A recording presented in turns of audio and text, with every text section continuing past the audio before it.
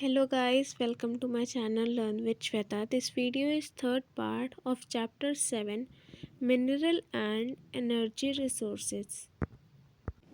So our today's topic is mica. Mica is mainly used in the electronic industries.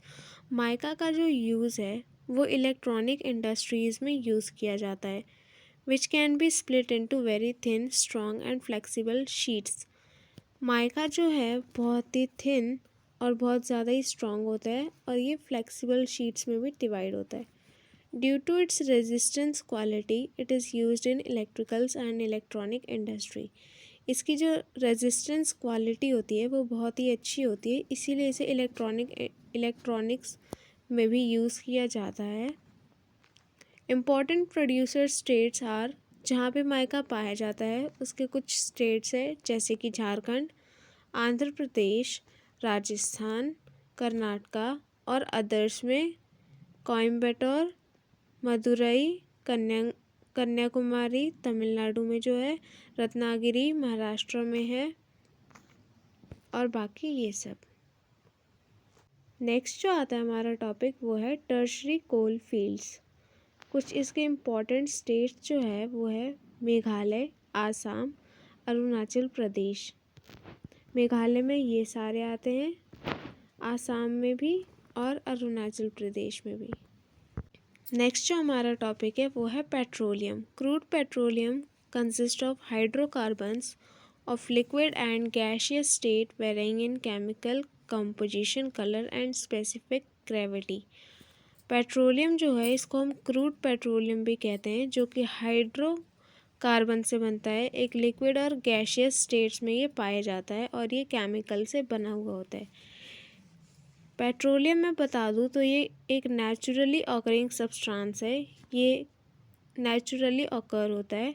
It is used as source of energy, ये एक source of energy की तरह भी काम करता है in all internal combustion engines of automobiles, railways and aircrafts. Petroleum का ज़्यादातर जो इस्तेमाल है वो ऑटोमोबाइल्स, रेलवेज और एयरक्राफ्ट्स जैसे कि एरोप्लेन, इन सब में यूज़ किया जाता है। It is also used as raw material in petrochemical industries to produce fertilizer, synthetic rubber, synthetic fiber, medicines, Vaseline, lubricants, wax, soap and cosmetics. Petroleum का इस्तेमाल जो है वो पेट्रोकेमिकल इंडस्ट्रीज़ में भी यूज़ किया जाता है ताकि उससे fertiliser, synthetic rubber, synthetic fibre और दवाइयाँ, वैसलीन और ल्यूब्रिकेंट्स, वैक्स, सोप और कॉस्मेटिक्स का यूज़ किया जाता है पेट्रोलियम के द्वारा। ये सब सारे जितने भी प्रोडक्ट्स हैं इसमें पेट्रोलियम का यूज़ होता है। तो ये एक हमारा मेन है।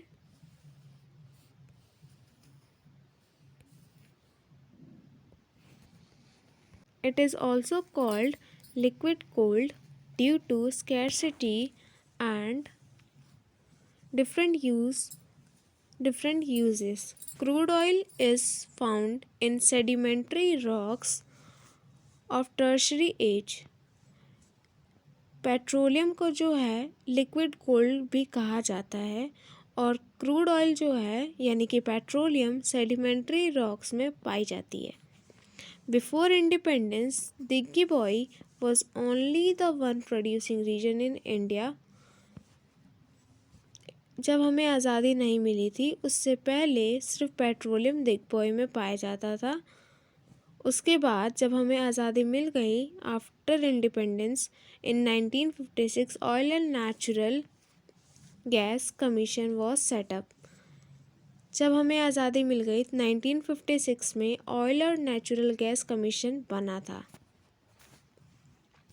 इम्पॉर्टेंट ऑयल प्रोड्यूसिंग रीजन्स, कुछ इम्पॉर्टेंट जो है रीजन्स है जहाँ पे ऑयल प्रोड्यूस होता है ये वाला, वो है आसाम, गुजरात एंड मुंबई हाई। इसके कुछ एरियाज़ हैं। नेक्स्ट जो है वो हमारा आता है there are 2 types of oil refineries in India. 2 प्रकार के ऑयल रिफाइनरीज हैं इंडिया में। एक तो है फील्ड बेस्ड रिफाइनरीज जो कि है दिग्बोय जैसे कि, और एक है मार्केट बेस्ड रिफाइनरीज जैसे कि Barauni is an example of market based refinery. There are total 21 refineries as on जून 2011। 2011 के बेसिस पे जो मार्केट बेस्ड रिफाइनरीज़ है वो 21 है। उसका एक एग्ज़ाम्पल जो है वो है बरौनी, और फील्ड बेस्ड इंडस्ट्रीज़ रिफाइनरीज़ का एग्ज़ाम्पल है Digboi. Next is natural gas. It occurs along with oil as well as separately in gas reserves in India।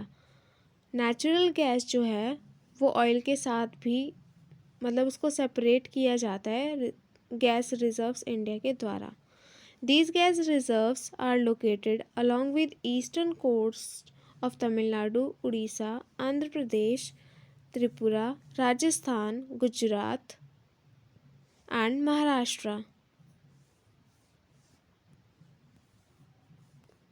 According to the survey report, there are indication of huge gas reserves in Ramanathapuram in Tamil Nadu state.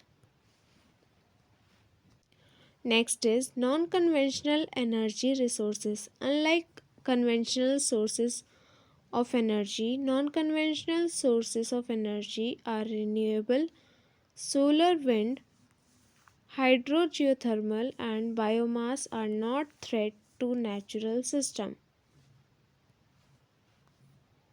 जो non conventional energy resources होती है जैसे कि wind, hydro, geothermal, ये सब renewable sources है और इससे जो है एनवायरनमेंट को कोई भी हार्म नहीं होता है। Their use ensure sustainable development as well as these are environment friendly and cheaper energy resources। जो नॉन कन्वेंशनल एनर्जी रिसोर्सेज होती है ये सस्टेनेबल होती है और ये जो एनवायरनमेंट है उससे इको फ्रेंडली रहती है और बहुत ही चीप होती है।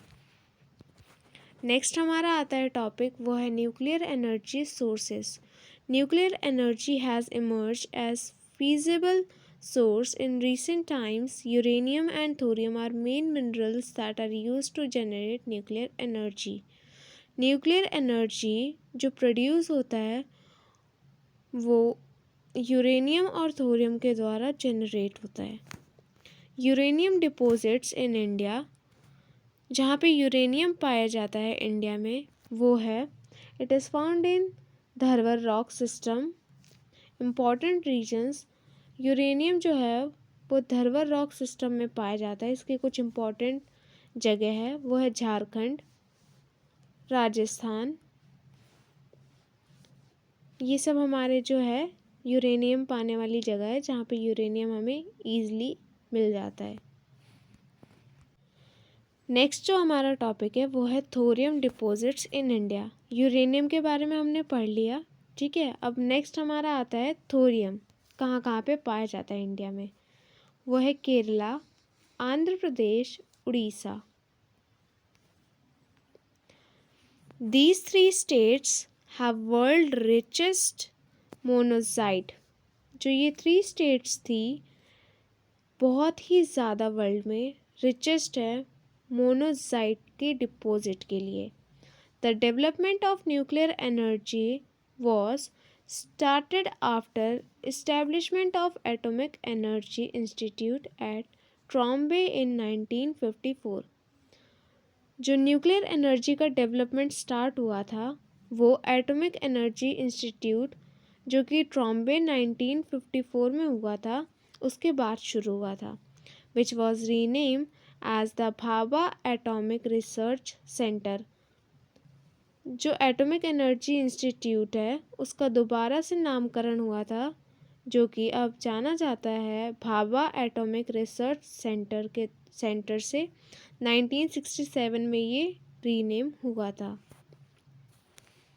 तारापुर महाराष्ट्र, रावतभाटा नियर कोटा राजस्थान, कलपक्कम तमिलनाडु, नरोरा यूपी, कायगा कर्नाटका, काकापारा गुजरात और other nuclear power sites in India. इसके बाद हमारा टॉपिक आता है solar energy. Sun's energy trapped by 2 methods. Sun की जो एनर्जी है उसको हम ट्रैप कर सकते हैं दो मेथड्स के थ्रू। वो क्या क्या है, that is photovoltaic cells and solar thermal technology. तो पहला जो मेथड है वो है फोटोवोल्टाइक सेल्स और दूसरा है सोलर थर्मल टेक्नोलॉजी। ये जो है कन्वर्ट करते हैं इलेक्ट्रिसिटी को सोलर एनर्जी में। Its construction is easy, eco friendly and cost competitive. Solar energy का जो है यूज़ मतलब बहुत ही ईजी तरीके से हो जाता है और ये इको फ्रेंडली भी है और बहुत ही कॉस्ट जो है इसमें ज़्यादा नहीं लगता। It is 7 and 10% are more effective than coal and oil-based plants' nuclear energy, respectively. Heaters, tires, cookers, and other heating appliances use solar energy more than others. Heaters, dryers और cookers और जो other heating appliances है उसमें solar energy का ज़्यादा use किया जाता है रेदर देन बाकी चीज़ों से। Gujarat, Rajasthan, and western part of India have higher potential for their development of solar energy. जो गुजरात, राजस्थान और वेस्टर्न पार्ट है इंडिया का, उनके पास बहुत ज़्यादा ही पोटेंशियल है सोलर एनर्जी को डेवलपमेंट करने का। इसके बाद हमारा नेक्स्ट टॉपिक है wind energy. Wind energy is non polluting and renewable source through turbine mechanism. Kinetic energy of wind can be directly converted into electrical energy. जो विंड एनर्जी है वो एक नॉन पॉल्यूटिंग है और रिन्यूएबल सोर्स है। Renewable का मतलब होता है जिसको हम दोबारा फॉर्म कर सकते हैं। ये जो है टर्बाइन मैकेनिज्म काइनेटिक एनर्जी से डायरेक्टली कन्वर्ट होता है इलेक्ट्रिकल एनर्जी में। Thank you for watching my video. If you like this video, please like, comment and subscribe to my channel. I hope ये वीडियो आप सबको समझ आई होगी। अगर आपको वीडियो अच्छी लगी तो मेरे चैनल को सब्सक्राइब कर दीजिएगा और बेल आइकन को दबा दीजिएगा। Thank you.